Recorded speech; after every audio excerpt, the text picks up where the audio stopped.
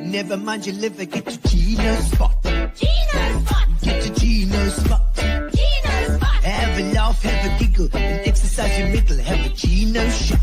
Gino's shot. Get to Gino's spot. Gino's spot. Get to Gino's spot. Gino's spot. Have a laugh, have a giggle, and exercise your middle. Get to Gino's spot. Gino's spot. Ladies and gentlemen, welcome to Center Stage.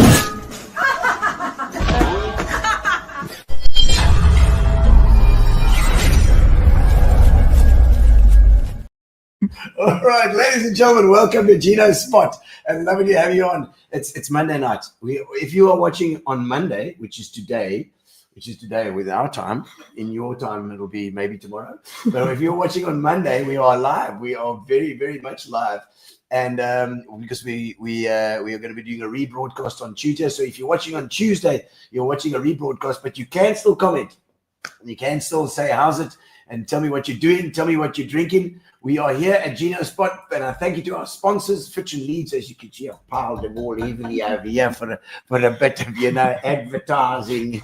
And we have our guest, Richard Ahlfeldt, with me here straight away. I just brought him in straight away. But I have to thank my sponsors before I even speak to you, Richard. Fitch and Leeds, thank you so much to Fitch and Leeds, and also Amobia, who are internet providers who have been with us since the beginning as well. Nicola and the guys. I don't know if you've met them. I haven't. Good chaps, they're good lads. Oh, it's cool. And of course, thank you to you for watching as well. For everybody that's online on this Monday night that might happen to scroll across this tonight. And welcome to Richard Ahlfeldt from Rooftop. Thank you, Gino. Fantastic to have you here. Thank you. We've had James, we had Andrew. Andrew left. Yeah, it's only you now. You're the last. We're scraping the bottom of the barrel of the rooftop barrel. Yeah, but I know that you've been there since the beginning, since the inception, haven't you? Yeah, I founded the business with James 2003. Was it 2000? Okay, 2003. 22nd year. Yeah. 22 today. I got the key in the door. Oh, my word. And because I remember talking to James as well, and it'd be nice to get a bit of an update as to what you guys are sort of up to at the moment. Yeah. I know you've done, is it the World Health Organization stuff, eh? That's WHO. right. WHO, we've growing our business internationally from a PE built company now working with clients around the world. Serving organizations like WHO, UNICEF, UNESCO, all these kind of big international development type of organizations. I went on your website today to have it, and wow, it's beautiful. Who did that website? We actually worked with some partners in Italy. So in Italia. It's Italian. Very nice. I could have told you that, Being Italian myself. There's another Gino there. make it beautiful. And it's so beautiful. You go into this website and then you scrolled in and you just scroll. It opens up this world. It's cool, just the most beautiful thing. I'm glad you like it. But the thing that I did notice from that is that it was joining with partners with a purpose. I think it was. That's what we're about. And NPOs. That's it. I mean, I think Rooftop. 22 years. We started in advertising. That's when we met you. We've done some TV adverts together years ago. We did. And we were in marketing and advertising. We grew well nationally. I mean, PE is a tough town to do creative industries. But Rooftop persevered. And we had a lucky break. We shot a music video in Namibia. For UNICEF that ended up going completely viral. Oh man, that's so cool. And as soon as we started working on not to say that advertising is anything bad with advertising, but we just found our niche when we started telling stories that matter. We started working on things that really affected people's lives. We all just came alive. I think it's what we really deeply care about. Yes. And as soon as we started pursuing that, we couldn't stop. My brother's Marco, of course, is into my brother is into AV and stuff as well, and he also said to me just recently again. He said, the best people to work with are the NPOs, the people that are doing something for a purpose, and it just struck a chord. Now, when I saw your website, I saw what you're talking about. I remember James talking about it as well. That's what we're all about. It makes such a difference. It can make a difference. And there's such a huge need for it. The issues facing the world today it's just from mental health to the topics are endless, actually.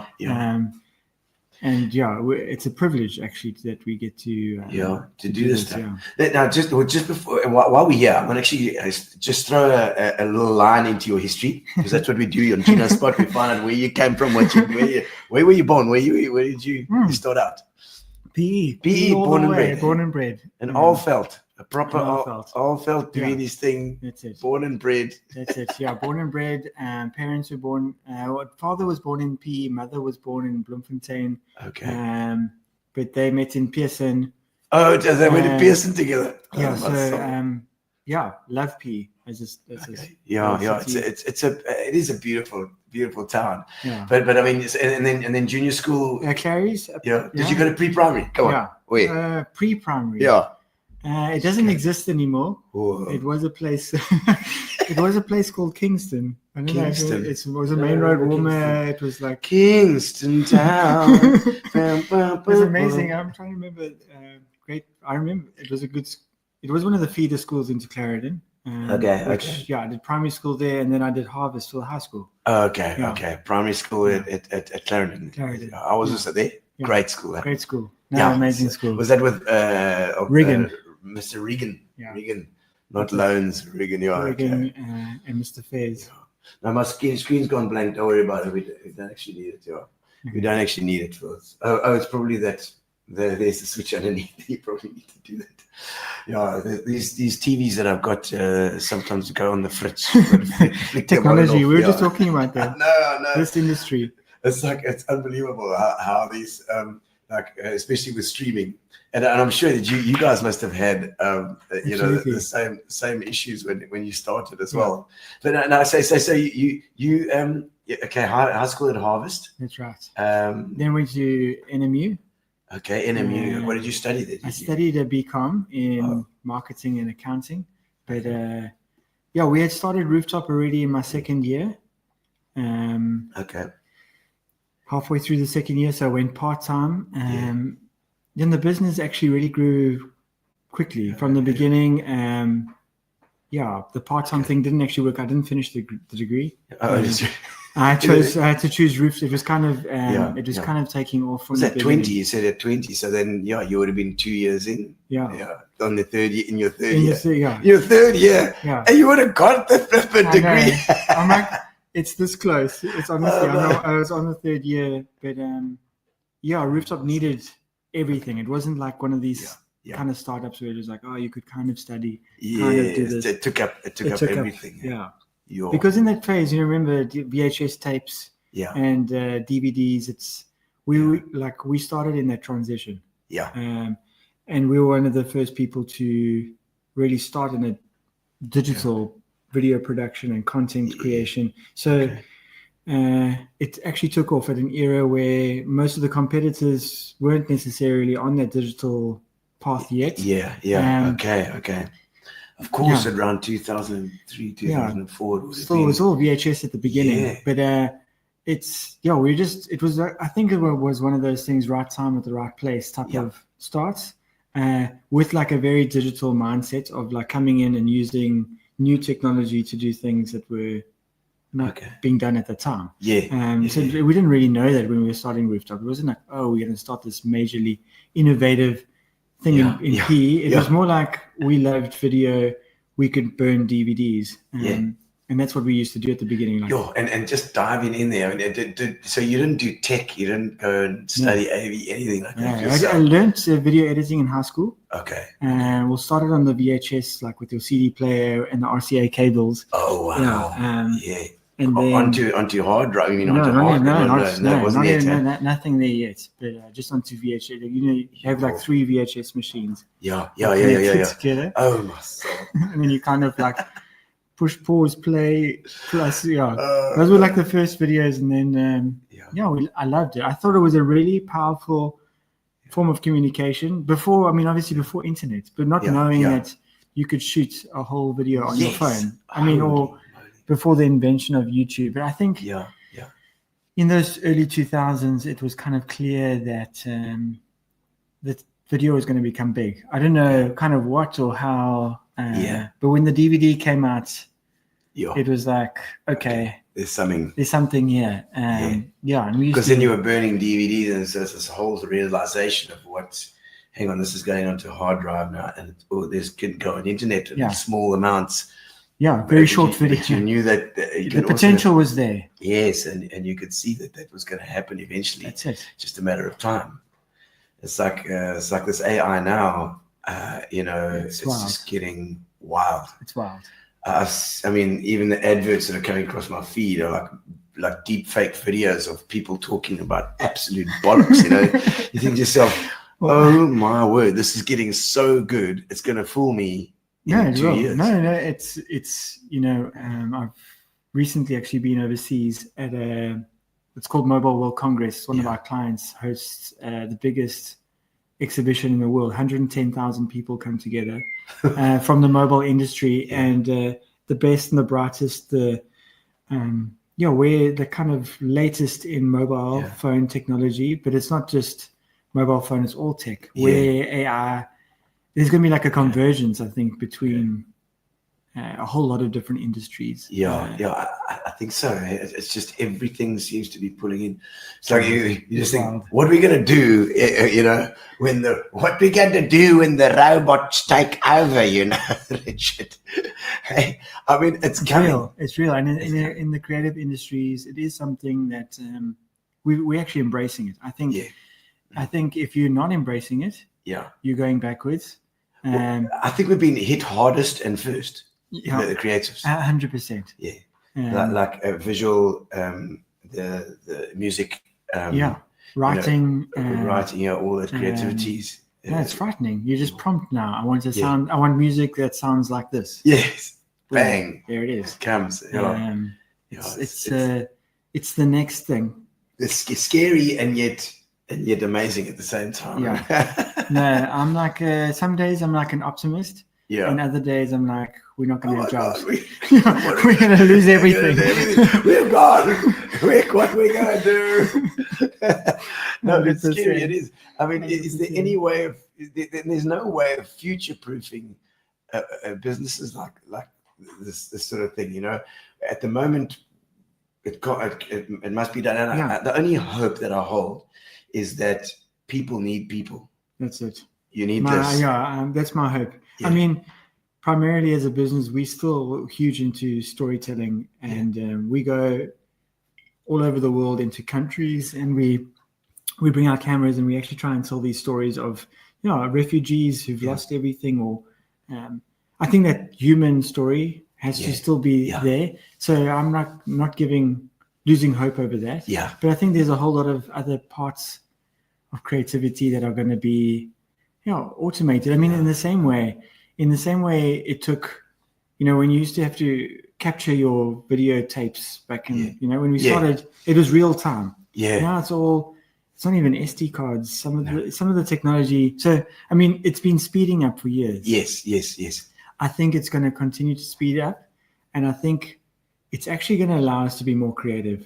Sometimes it's like, if I could just visualize what I'm thinking. I mean, you're a big ideas guy. Yeah. Imagine you had the tools now to actually bring Gino's vision to life. I mean, it could be scary. Yes. I don't know if the world's ready to see your vision. Know what I think about. But I mean, I think it could unlock. Like, you don't have access maybe to all these different musicians to make maybe a song that you're thinking of. Yes. I mean, it could speed up creativity actually and enhance it. But because everything can get broken down into these noughts and ones. It's like I mean, they do it with sound. Yeah. So I presume you work with visual as well. Are you a muso as well? No.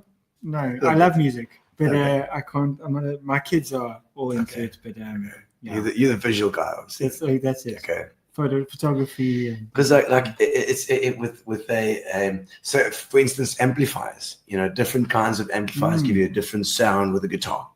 So you get the Fender, you get the Marshall. There's a little white plug there for you looking for the plug. There's a little button on top. Zap it once and then on again. There we go. I must just mixing the screen while we go about this. So you get these.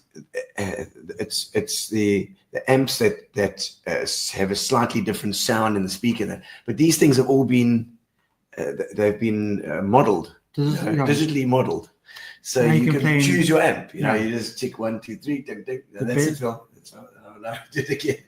You got to switch it on underneath. Oh no, there we go. Yeah, now you got to switch it on with that. She's doing great. She's doing the tick. Yeah, she's there we go. You've trained her well. You check that.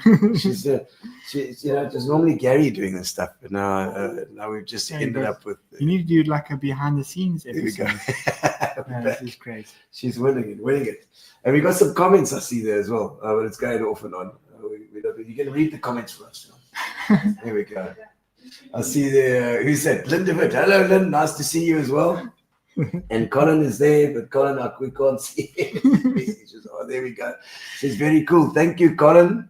Colin Comedy. And I see at least there's some people on a Monday night. Philip Loebscher is out. He's in the States. He's my ex-GP. Nice to see you there, Philip. You must change that photo now. I've seen that red hat far too many times. Linda says, hi. That's lovely to see you, Linda. This is great. The streaming is so nice because it's all over the world, So you don't realize it's a small thing, but it just goes out to connect people from PE all over the place, which is quite lekker. No, it brings people together. Yeah, it does. So okay. So the first project that you guys did, I seem to remember. James talking about the lucky break that you guys had. Which one was it? A music video? The music video, the one in Namibia. Yeah, Namibia. Yeah, there was the lucky break, and the video that's we had to do the whole thing, travel to Namibia, shoot the music video, and edit it 1 week. It was like a wild opportunity. Yeah. Which I'm really I was really happy that we took it because. we didn't know, but this video went viral. Like when videos used to go viral. Like it was YouTube back in the day. It was on Facebook. I think the video did like 10 million views in a day, kind of thing. I can't remember the exact numbers, but it was incredible. Like it just went bananas. That's so great. And then literally, what was it about? It was actually an amazing program. They used sport, specifically soccer, with a group of girls from very vulnerable communities. And they used sport to kind of help these girls, kind of take them out of like really dangerous situations. And this girl's team have like competed internationally. It wasn't just like a small success. The program actually was a huge success. And we kind of made this music video that kind of correlated what their personal home lives were like and what they were facing. And then we kind of cut it with the soccer field and like different things that were happening on the field that correlated to their lives, like when you get a red card and then these situations like these. It was brilliant. We had an American artist who donated the soundtrack that UNICEF managed to get. And it really came together. It was one of these things, sometimes creativity, it works. It was like, it just matched. And we shortly after that, we got a call from New York. And it was like, who are you? And do you know you just made the most viral video for the United Nations? We're like, wow, what is this? But we went on, we got opportunities. Shortly after that, we went to Chad, which at the time we were like, where's Chad? We didn't know it was even a country. Second poorest country in the world. We sent a team, then we shot another music video about child marriage. Very hectic there. I think 8 in 10 girls are married before the age of 16 there. And a lot of them die in childbirth and a whole lot of... 8 in 10? 8 in 10 was the number. Wow. frightening. And and I think that's the thing. We got exposed to these topics and issues that, you would never get faced with. And we had to come up with really cool, creative ways of telling people about these issues.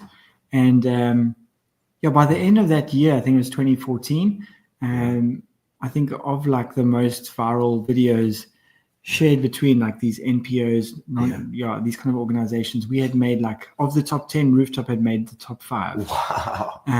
So we went from we were very small back then in PE to this these international organizations, and the company just we had like we expanded. So you have to get new people in. They got budgets coming in. They said, listen, we've got this much budget to do this. Now, can you do it? You do this? Yeah, we can do it. Absolutely. That's it. And especially on these kind of topics. Like, I mean, some years we went to as many as like 38 countries a year. It sounds glamorous, but it's also really tough. I think working in the field. Yes. So many rooftoppers have really poured their lives into making these kind of things. What is your sort of field in? So what is your thing when you're doing these things? When you got a project? What is your favorite thing to be involved in? I'm an ideas concept type of person. Like I naturally get drawn towards the concepts that we develop. But I'm more on the client side. I love the relationship.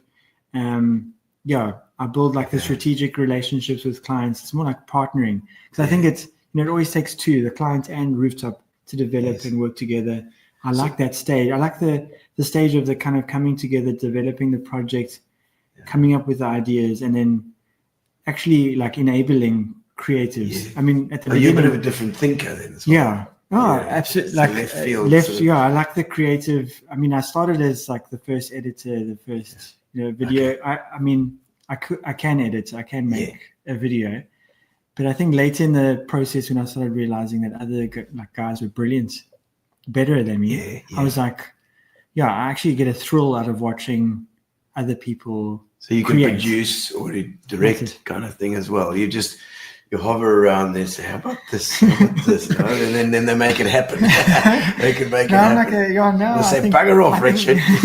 Exactly. I think I'm more of a. I'm like a big bounce board for all the guys who are busy working on projects. Yeah. But I like this giving that strategic direction. Yes. Yeah. Get to know the workflow. You get to know how they do things and who's good at what as well. That's it. And then seeing them. Yeah. You've always got to be challenged as a creative. I think creativity isn't something that you don't grow as a creative if you're not challenged. So challenging guys, finding what they're good at, putting them in the deep end. Yes. It is like that's probably like the joy of the work. It's like seeing guys grow and become something. So they kind of you mentor them as love well. It. Yeah, I absolutely love it. Are there a lot of new guys? Are they coming from what's Old Technicon, NMU now as well? Yeah, these days, I mean, kids are learning media at school. Yeah. It's like a lot of self-taught. Some of the best rooftoppers have never studied media. It's just a natural eye and natural and talent. It's a gift, I think. But we have an office in Cape Town as well. I think a lot of creative talent, unfortunately, I think has moved out of PE. But I think where we can harness creatives, but to be honest, we try and develop and find people wherever we can find talent. And I mean, PE is full of it. I think we've done incredibly well, and I think there are amazing people in PE. There are good people in PE. Yeah, they really are. But we've also partnered with other like internationally. We don't do all the filming and all the work ourselves. We partner with lots of people around the world. So I think, creativity is also a partnership, finding other people who've got similar values, similar thinking. The digital world has allowed that now as well. Absolutely. So you can literally farm stuff out. They don't have to come here. That's it. And you can just do it. I mean, I always think when you're talking about Cape Town, I always think of Stuart Forrest. He was PE boykie as well as Triggerfish. Oh wow, yeah. Doing some incredible stuff. Incredible with these animations and stuff. No, it's amazing how when you work in the creative industry across the world, how many roots go back to PE. Yeah, it's so cool. It really is. He was a Sunridge boykie and then VP as well. But but we always have these reunions, and I always tie him into the Clarendon guys because I've known him since we were at nursery school as well together, but I always tie him into Clarendon because he went to high school with me and preschool. So my brain fills in the gap. And he always said, "Oh, this is not my group." I'm like, "Sorry, put you on the Clarendon group again." But PE people, it's true that it's a special bunch, you know. But I mean, I'm interested sort of from your side. I mean, when did this sort of come about that you started editing stuff? So I mean, it started in high school. Did you have an editing suite? So actually, I was very lucky at the church at Harvest Church. I actually had some equipment. Andrew Creef and that's it. And that bunch. Amazing bunch. That's it. Okay. The real like PE. Especially from the audio guys. Yes. Yeah, I just had the opportunity to get involved in AV and started making some videos on school trips and these type of things where, I mean, at the time, you don't really think anything of it. Like, I was just having fun. But the school's camera was lying there. Someone's got to pick it up, not really knowing how much I would love it. So it wasn't like I said, I studied business. I'm more of an entrepreneur, like a creative entrepreneur than an artist. You weren't ADD. No. You're quite focused. I mean, James and I actually started businesses throughout high school. I think the entrepreneurial. Was he also at Harvest? Yeah. James is there with you. Yeah, we've been friends since I think 15 years old. Good Lord. And immediately we were like, let's work together. What business can we start? Our first business was building sandboards and selling them down at Sardinia Bay. No ways, not with Dennis. No, because Dennis sold me one. Really? I might have even had one of yours. We built these things on like mass production. So after school, it would be like building sandboards. But yeah, I think that Marine ply. it was kind of like an interest, like the hobby of video making, and the interest of business. But then also, like I was saying, like the power of video. It was really like even these small school videos that we made ended up having like quite a big influence on people. And that's when I started realizing, wow, there's more to do just making a video. Where were you putting them up? Because there was no YouTube back then. on school projectors. Just projecting and do it. Yeah, on a VHS. They enjoy that. That's it. And people would see it and be like, oh, who made that? Yeah. Yeah, that was cool. Yeah, those early days. Wow. Wow. No, but we also got into like, it then became like live production. Back then we did like Belinda Carlisle and Mango Groove and live mixing, projecting. Wow. Okay. So that was probably like where we event recording. When they came to PE, you mean, and you did that? No, nationally we did that. We would do their tour. We would do their tour. Like, I mean, I'm making it sound like it's insane. I mean, I didn't even know who Belinda Carlisle. 19 I didn't even know who Belinda Carlisle was at the time. Like, I think where we had to kind of grow and build the expertise was we could, do whatever we could at the beginning, and then it developed. I suppose it's like all things. You start somewhere. Yeah. You learn along the way, and then you start focusing on what you're really passionate about. At the beginning, you're not necessarily very sure. Yeah. I think for any teenager, for any young person who's thinking about their career, at the beginning, nobody knows. We started Rooftop because I liked video. It wasn't a mission now. Now we want to change the world, in the sense of what we do. But at the beginning, it was like, video is cool. Yeah. It's just got to be fun. Yeah. And as you kind of go down the road and you learn different things along the way. It's kind of like the music. I mean, when you hook up with a band and you jam because it's fun. Yeah, with Brad Peens. Yeah, Brad and the guys. I mean, you talk about Harvest as well. I mean, Harvest as a church at that time, especially as well, and I'm sure now too. They were very influential in getting things going, bands going, music going. I mean, it was Ivan Foster. That's I think Stephen was at school with me. Wow! And I remember going to Maris Brothers, where they had the church at Maris Brothers initially, and there was a guy there with a DX7 in the church. They had this huge drum kit, which I think they've probably still got in the back there somewhere. Like I don't know, like a 20-piece. I remember. You remember that gold one? Yeah, gold one. Yeah, huge. And I was just like, oh my God, this is the biggest drum kit I've ever seen in my life. With Dwayne Creef. Yes, Dwayne, I'm sure he had a go at that. But this was like, I don't know if Dwayne was even born yet. But we went to Maris and there's this guy with this beautiful keyboard, which was like the, DX7 was the Roland. It was the keyboard to use internationally. Was it Andrew Creef? No, it wasn't. I don't know who it was. I can't remember the guy's name. But I jammed with him with the drums, and so it was like just allowed you to. They allowed you to do that, which was cool. And then of course with Brad and Ashton Gardner. I mean, talking about all the musos that would come out of there, amazing. Lung Butter, Yeah, that's it. Yeah, Benjamin Gates. Yes, Benjamin Gates.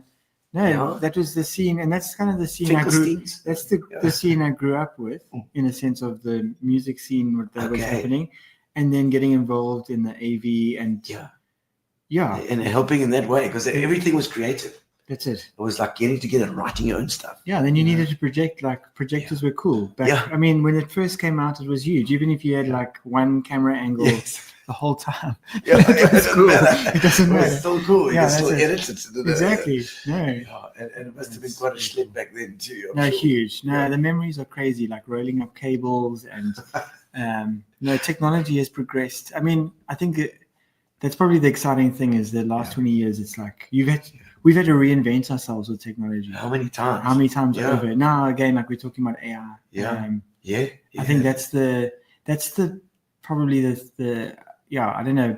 A lot of people don't understand the creative industry, but it's actually so dynamic that if you're not like reinventing yourself, like a musiker who used to sell CDs, I mean they don't exist anymore, or a Kodak. It's kind of like you have to evolve or die. You have to, I mean, it was such a relatively short space of time. It's just changed so many times.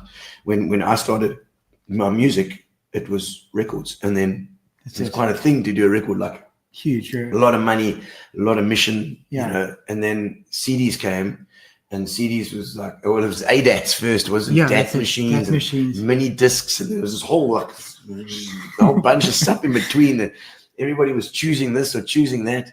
But we knew it was changing, and then from then to Napster, you know, and MP3s. Then you change all your music to MP3, and then you delete all the other stuff, and you're like, oh, I shouldn't have done that.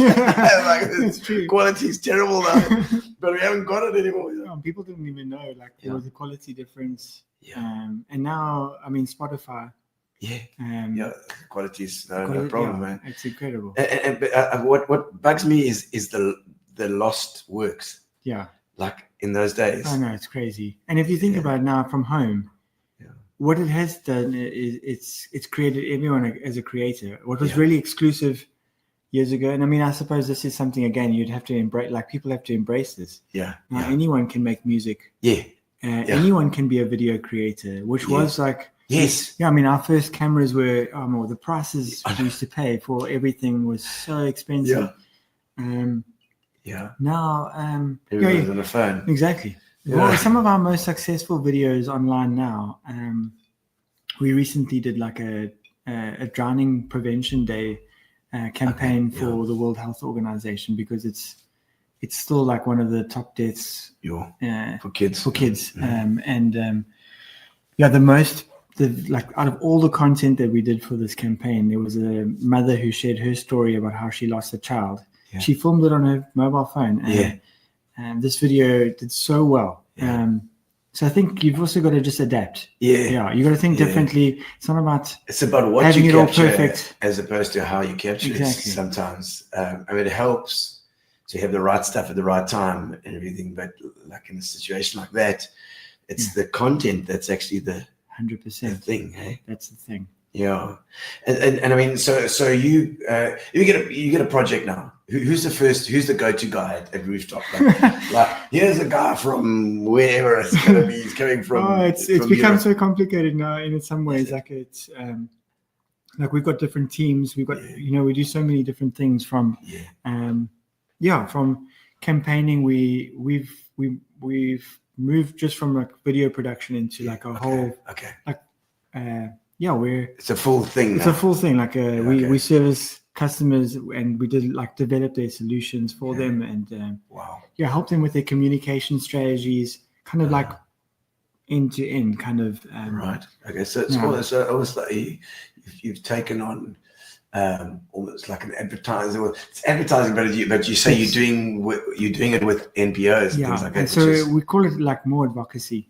It's like we're advocacy. We're trying to raise awareness on issues. Okay. So it could be plastics in the ocean. It could be any of these topics. And then we're trying to help these voices that don't get heard. And how can we make it? What are the concepts that will unlock it? What are the graphic design? How do we position this? The tagline, like you said, instead of it being an advertising agency, but it's for this sector. Something else, This kind of work, I absolutely love it. I must say, like these challenges that the world faces, it's so stimulating. Yeah. But depending on what the client wants now, it'll be bringing it to the right team.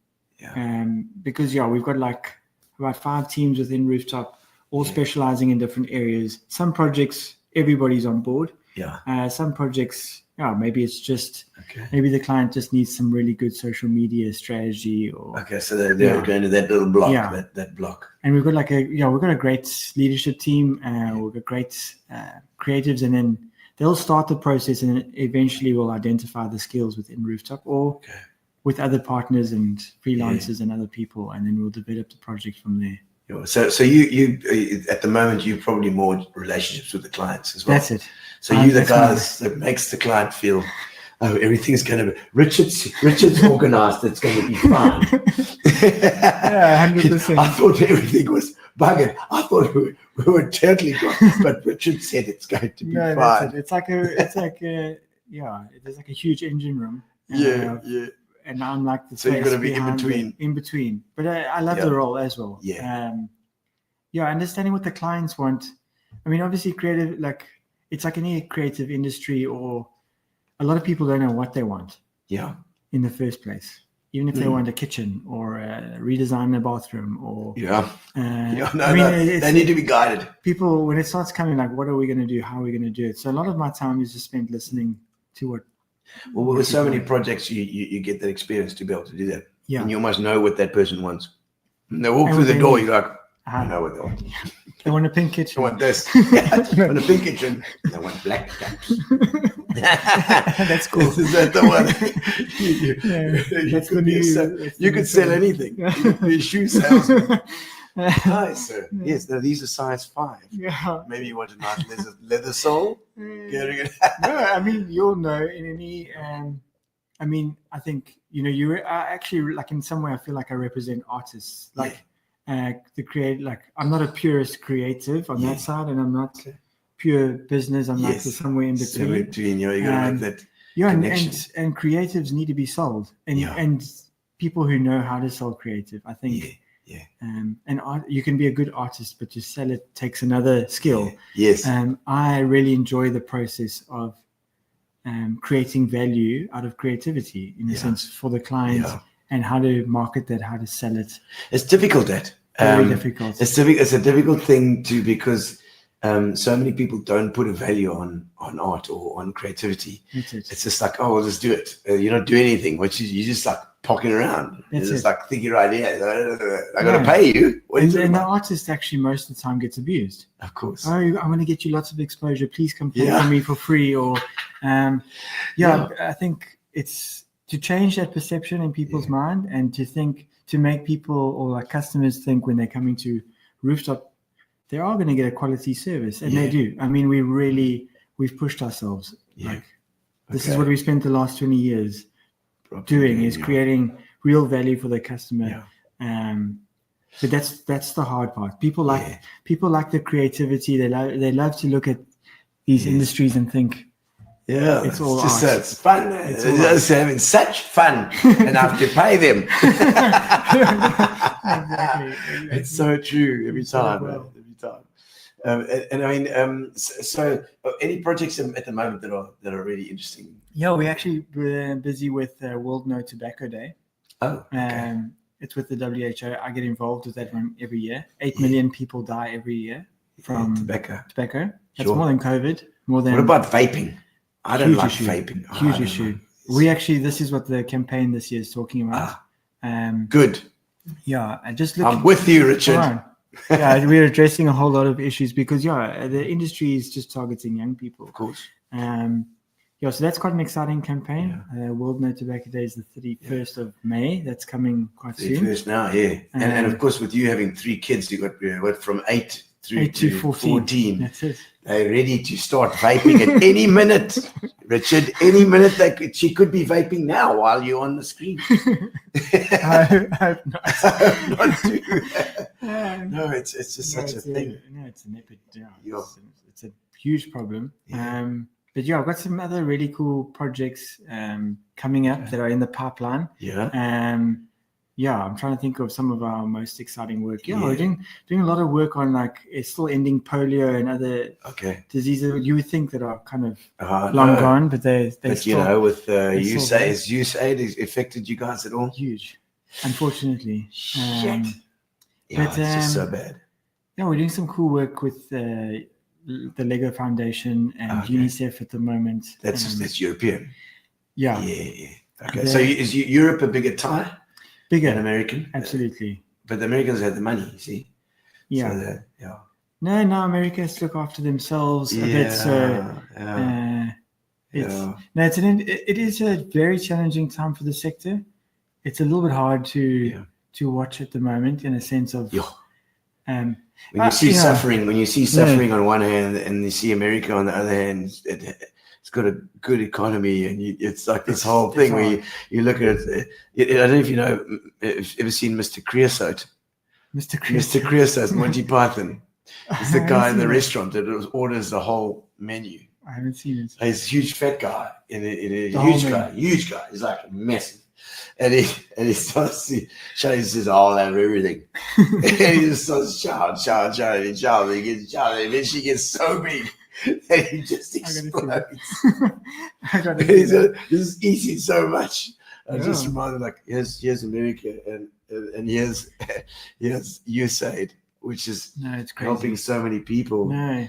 And it's like, we want it all. I think the average person actually doesn't understand. Like, before going into this type of work, like I was saying about the Chad example, 8 out of 10 girls being married before the age of 16. Wow. The humanitarian work that's being done in the world, it's not something we see day to day. It's like, and if it wasn't there, you would only know its like impact. The amount of people we work with, like malaria, HIV. There are thousands of people around the world that if they weren't doing the work, the world would really be messed up. Like, like if people didn't advocate for safety belts, all of us would be dead.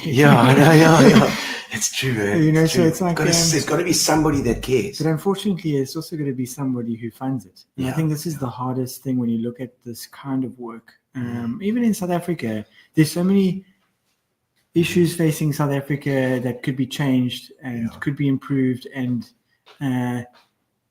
we've got a lot of good intentions. We could change a lot of things, but ultimately someone's got to fund it. Who pays for the change? And I think that's where I think that's where it's tough.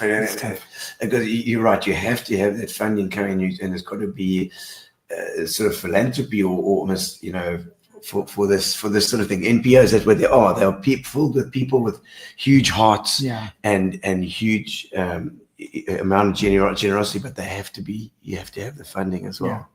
No, this USAID thing is just. I mean, I sat on the board of Isitimbiso's Babies Home for 10 years. Okay. And you would think a baby's home. This is for like society's most vulnerable children. Abandoned children. Funding and getting funding for a baby's home is tough. And then you talk to other people in PE across the country, fundraising for tough charities. It's hugely tough. Pulling teeth. Yeah, it is. Absolutely. It's really, the first thing that goes. It's hectic. Like you're saying as well, they withdraw funding and you don't hear about it. No. You won't hear about it because those people they'll somehow have a tougher life. Yeah, they will. But they'll somehow get along, and it's so unfair because they've got no voice then. It just takes away their voice completely. No. I mean, there's actually, and I mean, I think that was the realization when we started working in this field. Yeah. I mean, we even use that word as like giving voice to the voiceless. Yeah. Because it is like the only mechanism in social media and talking about creating awareness on these issues. It's the only way that person who, I mean, and that's the thing. It's not like people choose wars, and when you've got refugees and you've got we actually did an amazing piece recently working with a production crew in Ukraine on the front lines of the Ukraine war there. Okay. And there's a doctor who goes out and helps Ukrainian people who are still living in these areas. She's amazing, like a GP.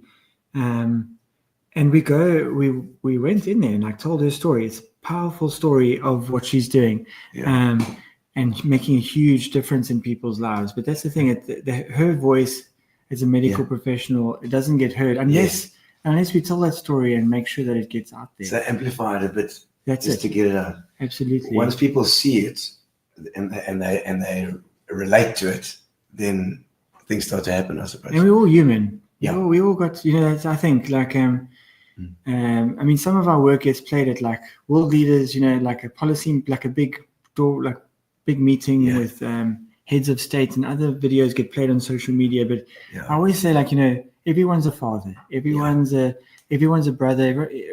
We're all connected. Yes. Human beings. And if you can connect humans with humans and get that story told, that's the opportunity. You might not care about child marriage. We don't have the crisis of child marriage in South Africa.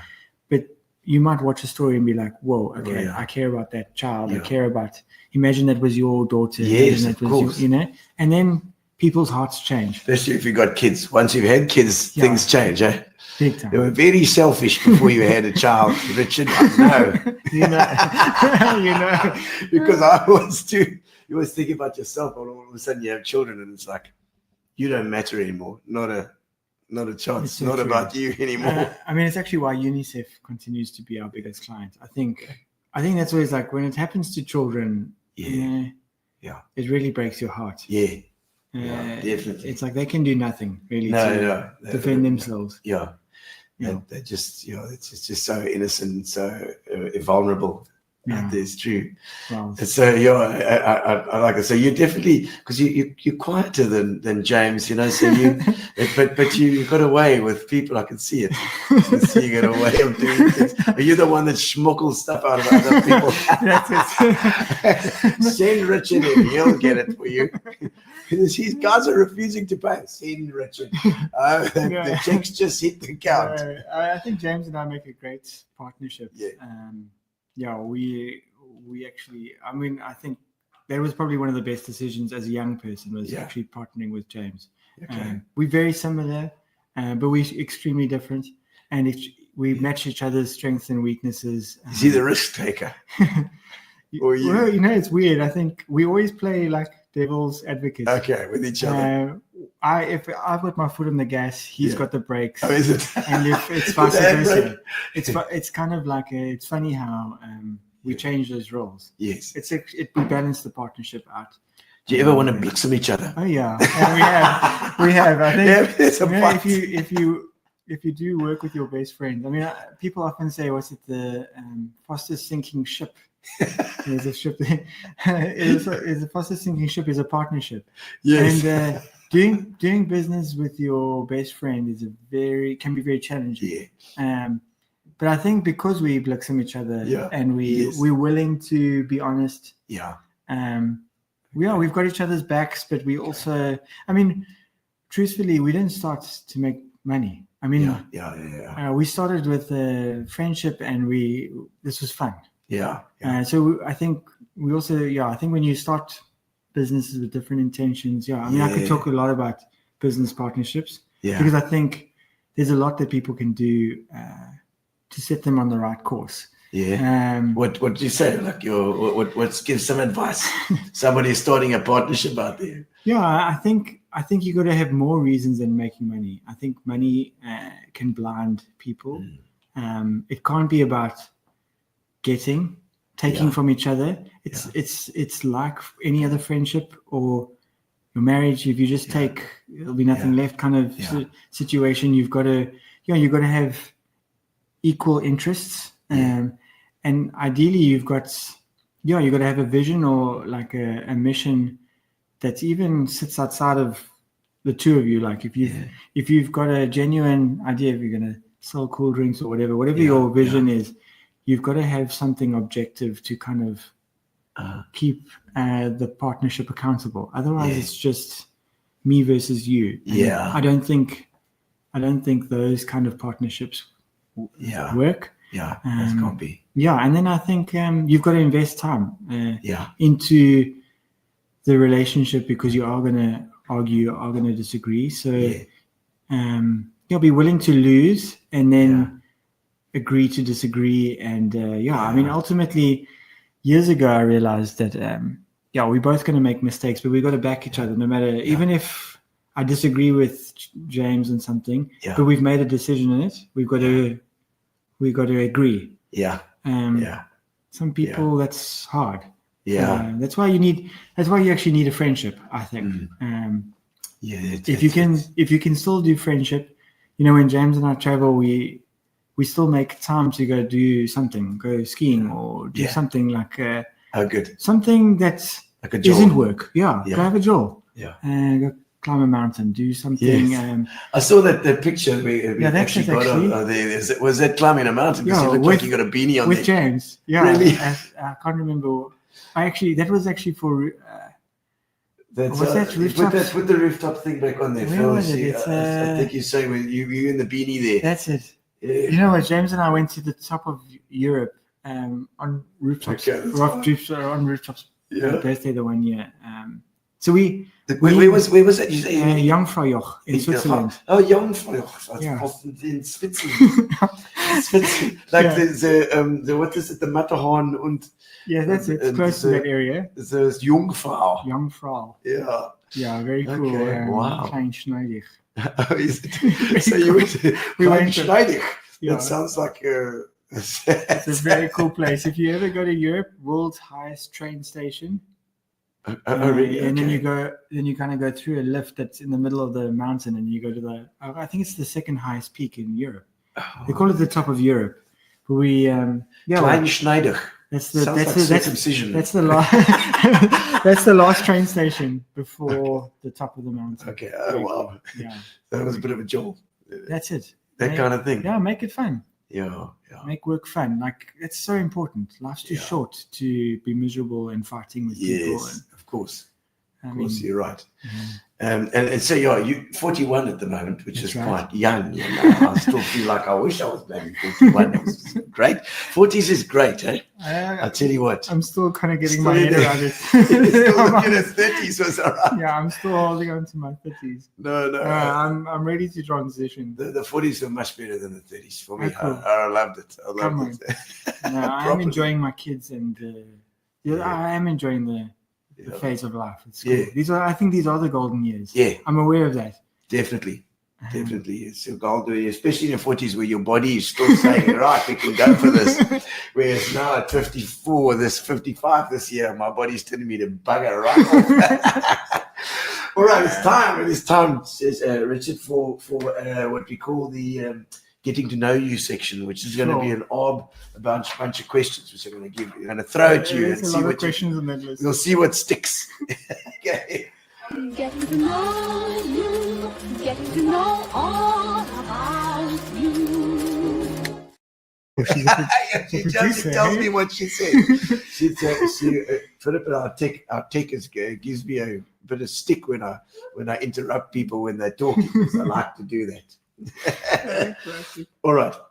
What is the stupidest thing you've ever done? I'm all worried. The stupidest thing.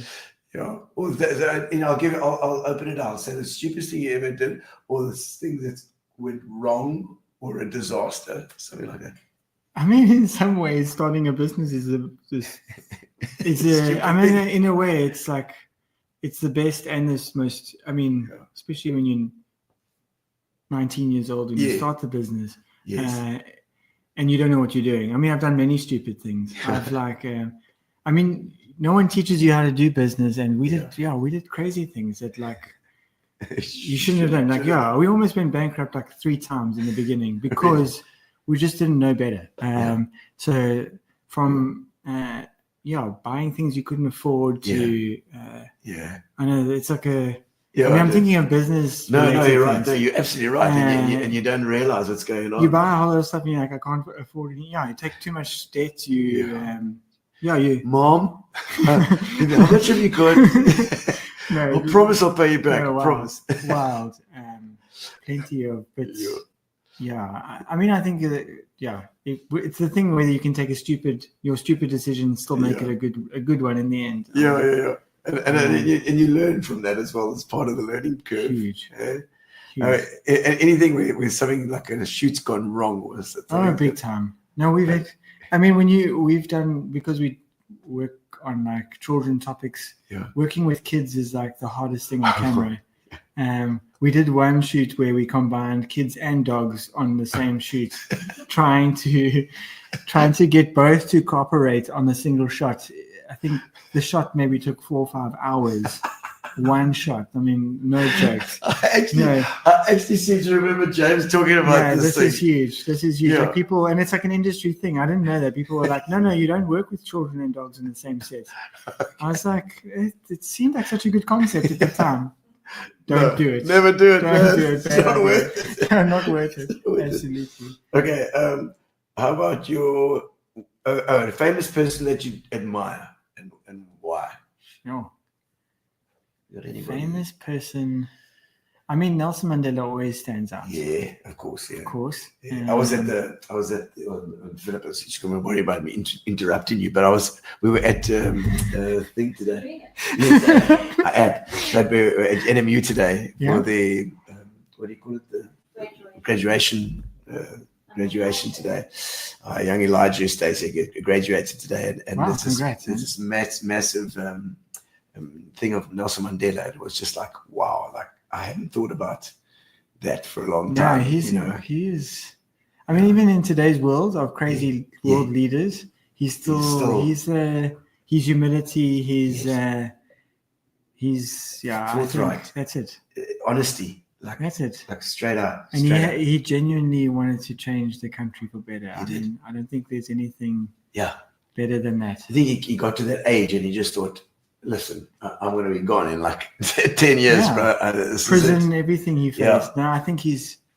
We did like 1 or 2 shoots like in his presence, even, and you could even sense the room changing when he walked in. Wow, he's that kind of guy. I think. I think the world needs more Nelson Mandelas. Yes, so we could do with something. We could do with one right now. Bring it on, baby. Yo. Okay. The most important thing that you want your kids to know. How about that? Sure. Other than not vaping. I think it's to do what you love. I know it sounds. Yeah. It sounds. I often reflect on it because that's what I pursued after school. Yeah. My dad actually lost his business while I was in high school. Wow. And it had a really profound effect on my teenage years. Yeah. And I think through that experience, I was like, life's too short to not do what you love. Yes. I often reflect on that. I'd rather have had a parent that loved what they did than just do a job for the sake of doing it. I mean, there's a lot of reasons why we work, and not all work is great. I mean, I'm making it sound like working at Rooftop is amazing, and it is amazing, but it's also hard. Yes. It has very tough days, but the key is that you love what you do. Yeah. I mean, you've been doing this for 5 years. Amazing. Yeah. But I think that goes a long way. It goes so much further than just choosing a job because it makes money. Or there's a lot of things you could do in your life for a lot of different reasons, but I think you've got to love it. And if you go down the path of pursuing what you love, I want my kids to know that if they want it to be, they can be anything they want, as long as they love it. Do you think part of it is your own psyche? In other words, your own thing, like it's glass half full positivity thing, because like with a job, you find the things in that job that you like, and you focus on those. Especially if you love the work, you'll always find reasons to love it. Of course, yes, you would. You will be optimistic. You'll fight for it. Yeah, and that's what if you're passionate. I have very rarely. I mean, I've only been working for 22 years, but I've never met someone that's passionate, loves what they do, and fail. Yeah. Keep going. I'm yet to see it, because I think any job could be amazing, but as long as it's also your relationships. It's the same thing. You choose somebody that you love, but you also see the good in them, and you see that good part in them. I think 100%. You commit. You commit, and therefore you commit, because you look. There's a goal at the end. That's it. You'll get those nice things. That's it. You'll build those good things. Yeah. I think it probably applies to absolutely everything. It's true. Love is the key ingredient. Yeah. I think that's the one. That's the one. Okay. The most spontaneous thing that you've ever done. Oh man. Oh, what question? I'm trying to think. I'm not that spontaneous. You know it. I'm like really. I was saying to you at the beginning, like, James, is he boring, James? I'm not that spontaneous. I mean, like going on holidays last minute, or changing like travel plans to go do something like amazing. Like I've done stuff like that. Like on the last minute, changed like a complete travel plan to go skiing somewhere or something. I love skiing. That's That's great, eh? Oh, I love it. I did ski once, twice in my life as well. Oh, love it. No, so fast. I was taught by a Scottish guy, and I got hooked. He told terrible cheese jokes. If James is listening, Cheese. he'll remember cheese jokes. Cheese Told- jokes. No, Oh, wait, really. dude. Scottish guy who could tell cheese jokes. Oh my word, it was brilliant.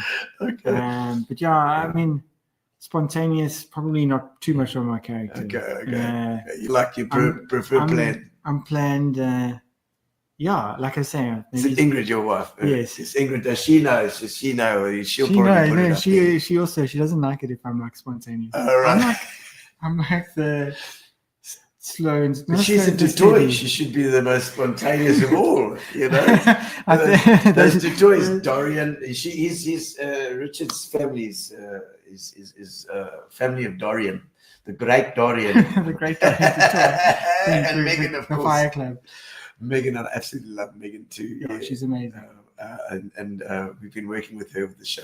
She's Yeah. just so full of beans. No, she's amazing. Yeah. She's So incredible. the Tutoy thing is like full of beans. Yeah, and yeah, I suppose She- I married the Planner. planner. I like She's that. No, serious that's as well. She got all that stuff there. Yeah, That's good. absolutely. That's good. Absolutely. Okay, what's your biggest strength? Oh my word, strength. Oh geez, What did you're you say? asking some big questions. Here. Yeah. I think it's my passion. Like what I love doing. I think it goes a long way when you nurture what you love. Yeah. It's probably my biggest strength. I love people. I'm a strong relationship builder, Okay. and I do genuinely try and find ways to connect with people. Creating those connections, probably somewhere there. Yeah, that's what going into the next one is saying what inspires you, and I think that's probably is. Jackie, for what you're telling me tonight, it sounds like the people. That's it. The connections, the people connections That's that it. inspire you. Yeah, 100%. Going now. 100%. Totally driven on that. And that's what, and it's now part of your job, which is great. Which is connecting those two. Yeah. So keep those relationships going, because we need the money to keep coming in as well, Richard. All right, let's do two more to finish up. What your first celebrity crush? Oh, weird. Linda Carlisle. Like, who is that? Oh, man. Oh, Yeah, celebrity. Yeah. Oh, man, that's I can't even remember. Or somebody that inspired you early on, like your Inspired. favorite. Yeah. Sheesh. It sounds... Like music, if it's someone in film or someone in music. Yeah, I mean, George Lucas. Oh, yeah. Big Star Wars fan. Yeah, and I think these guys have he's not just Star Wars. I mean, he reshaped film. Okay. In Well, the sorry, sense of- I thought he was just Star Wars. No, he invented non-linear, editing, digital editing. Yeah. He invented that. Okay. In visual effects and Yeah. almost any modern day movie technique was was his doing invention. Very Well, cool. Teaching me things, yeah. I know he was. I mean, Star Wars was like pushing the boundaries of everything. Yeah, and he. So yeah. Yeah, I think. There's so many different. That aged look of all the things in Star Wars. It's like I love it's like they've been used. It's cool. Eh? Hey, how cool is that? No, I think lots of between music, film, lots. Yeah. Okay. Maybe one doesn't really stand out as the biggest. Okay. All right. I don't know why. I can't really George remember. Lucas. Were you into the early computers then as well? Big time. It's like the ZX Spectrums. No, and huge. That is. VIC 20s or It whatever. was probably actually where the first interest is in computers, and Yeah. then when computers and media. What was your first PC? 386. 386. Yeah. That was The a DX266. DX4100. Oh, DX4100. Oh, God. I had a 266. That was 20 meg hard drive. Wow. Yeah, it was crazy. You had to change your Yes. your Floppies. floppy disks when you want to play a different game. You'd have to reinstall your whole computer. That's where I started. Wow. Crazy. Yeah. And Doom. Doom. Hey? Yeah. Hey. We played Doom. Yes, I played Doom. And Warcraft. Wolfenstein. Yeah, Wolfenstein as well. Just The had first. Wow. It was. You seen the new Wolfenstein? I haven't. It's amazing. The Germans won the war. You know, they talk about the Germans winning the war, and then you're in America, and it's like I haven't seen it. this whole flipping. It's funny, Nazi rallies going on. My word, it's crazy. It's crazy. Yeah, no, it's like another alternative world, you know. Yeah. Let's see. Your nostalgia. What gives you nostalgia? Do you enjoy a bit of nostalgia? Yeah, I do. I think there's a lot of like the 80s sitcoms. I think if you grew up in the 80s television era, which is like we were the first kids to be like plonked in front of the TV. Yeah, we just all watched the same thing. I loved it. He-Man to like, what's it, MacGyver to Airwolf to, I mean, I think a lot of, Walkmans to, I love all that nostalgia coming out of the 80s. So you collect crap. I do. Does he collect crap? Not too much. I mean, I try and throw stuff away. An old camera. I can't throw this away. I keep that. Okay. No, I've kept the first computer, this iMac. Oh, you know, like these old, the old beautiful shape. I've kept it. Like behind you, there's the Weltron. You see, that's my crap. That I keep. Yeah, I've got a lot of memorabilia. Yeah. My first DVD writer, the first hard drives. I kept a lot of stuff. Spouses said, "Get this crap out of the room. I can't handle it anymore." I actually keep it at Rooftop in some storage. She's fortunately. I'm gonna tell James. He's gonna clear out that room. No, he loves James is sentimental. He'll never throw that stuff away. If he's listening. One thing I have noticed as well, also on your site, you spoke about the fact that you guys are off the grid. Yeah. And low carbon emission. And I see that place in Villiers Road with all those beautiful solar panels on the top. Man, it's cool, hey? It turns me on. That's good stuff. Yeah. You can't be passionate about the climate if you don't. You got to walk the talk. Yes. No, yes. I love solar. Fantastic. It's cool. It's magic. All right, one more. Let's pick out one. What's the most high risk, low reward thing you've ever done? Sure. Actually, we invested in a film. Yeah. This Rooftop. Yeah. I mean, it's quite a big film. It was like, and we actually shot it in French as well. We made it so hard for ourselves. We shot a full feature film, and we did it in French. We did it on the child marriage topic, and we shot it like just after COVID with all those regulations and everything. Oh, okay. And I mean, how do you cast a French cast in Port Elizabeth? I mean, the obstacles, the challenges. I don't know if the Collins brothers, Tom and James Collins, directors at Rooftop. Yeah. I think it was sheer determination that went for this, and we invested everything, really? High risks. Really, really high risk. I mean, I don't think we thought we were going to make money from it. There wasn't the intention. But, so that was a low reward, but it was. It was the rewards weren't like there's nothing. Monetary. Nothing tangible. Nothing. Yeah. We've got nothing to show for it. But I mean, it. The one thing that was cool is that it did get to premiere in New York on Times Square, at a theater there. Okay. I got to go to New York. Did you go? Okay. To the premiere of the film, which was really cool. But sometimes you do things and you think we're going to risk big and it's going to be huge. And, it wasn't. It wasn't. Well, I'm waiting for it still. Yeah, maybe it'll catch a second wave. You never know. It's available on Amazon if you want to watch it. Oh, Richard. It's on Amazon Prime. It's called Valiant. Valiant. Valiant. Valiant. Just Valiant. It's available on Amazon. You can watch it. Excellent. I'm going to go to Prime. We've got Prime. I think it's English subtitled. Oh, good. So you can watch it. I'm going to watch that now, just because you said that. It'll give you some reward. Thank you. I hope it makes your heart feel nice and warm. I hope you cry. My Oh, God. No, it's a powerful story. Yo, and then okay. when you watch it, just think it was filmed in the Eastern Cape, Yeah. a French film. That's amazing. Very amazing. cool. And what you guys are doing for the Eastern Cape is amazing.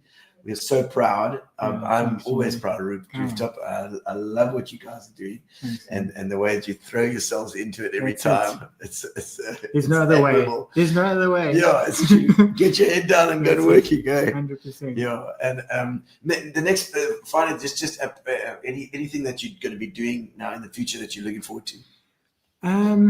Yeah, I mean, we're talking about the future's looking pretty wild in Is the it? world. Yeah. Sure. Yeah, I had a lot of dreams and aspirations for the year. I think it's. Yeah, I'm very challenged at the moment. You're asking that question. Yeah. A super challenging time. Okay, so but it's a time then that you guys are going to do some pivoting as well. Yeah. Yeah. If it's not AI, it's USAID. It's politics. Yeah. It's other and things. politics. Yeah, I think it's a time to. Especially if it's NPOs, you're going to have to sit tight and weather the storm a bit. I mean, That's it. Yeah, it's true. Yeah, if you're following the news, it's tough. Yeah, taking each day as it comes at the moment. Yeah. But Okay. I am excited about the future. Yeah. I think there's always opportunity to make impact and Definitely. make a difference in people. Like our vision is still the vision, and I'm still pumped about it. For sure. And I'm glad that you guys are more affiliated with Europe, because at least is not going to stop that. We're lucky. It is. And so, well, best of luck for your projects coming. Right, and also with the family, they're heading into teenager. That's the real full-time job there. Yeah, for sure. Absolutely. And send regard to James. James, I absolutely love what you're actually doing, and keep it at, and then let me know if there's anything that's happening. Keep in touch, and let's thanks, Gino. make a plan. I appreciate Thank you so much, guys. And we are going to next week. I'm trying to think what next week is. It's Adrian Gardner is coming on next week. Wow. Because his book is done. I believe his book is finished with Dean Allen. And so Adrian and Dean are going to be on the show next week doing the book. Then we'll see what happens there with these. We'll get to know what's happening. Thank you to Fitch and Leeds, our sponsors, and thank you to Amobia, and thank you to Richard and Rooftop for allowing you for popping over and spending a bit of time with us. No, thanks, Gino. Yeah, fantastic. Yeah. All right, we'll see you next week, guys. Woo! Relax, sit down. Coming out of PE town. Got a drink, find a shot. Never mind your liver, get to Gino's spot. Gino spot. Get to Gino's spot. Gino spot. Have a laugh, have a giggle, and exercise your middle. Have a Gino shot. Gino shot. Get to Gino's spot. Gino spot. Get to Gino's spot. Gino spot. Have a laugh, have a giggle, and exercise your middle. Get to Gino's spot.